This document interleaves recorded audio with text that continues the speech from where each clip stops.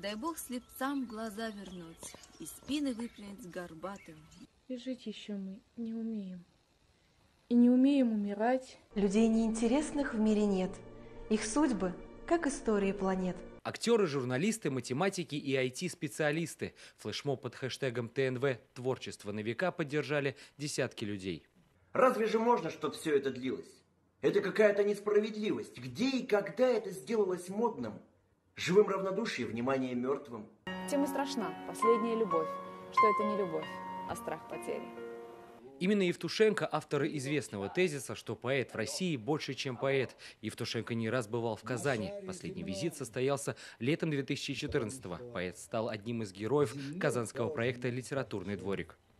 На шаре земном, ненадежном ковчеге.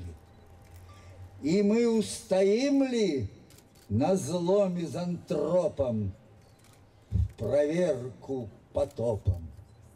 Проверку потопом. Он ушел из жизни 1 апреля. В память о поэте на ТНВ литературный видеофлешмоб. Поддержали его и активисты фонда «Благие дела». Завершением акции стал вечер памяти.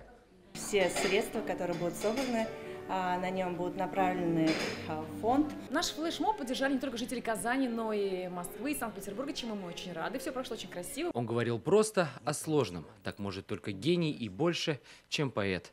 Дай Бог всего, всего, всего. И сразу всем, чтоб не обидно. Дай Бог всего, но лишь того, за что потом не станет стыдно.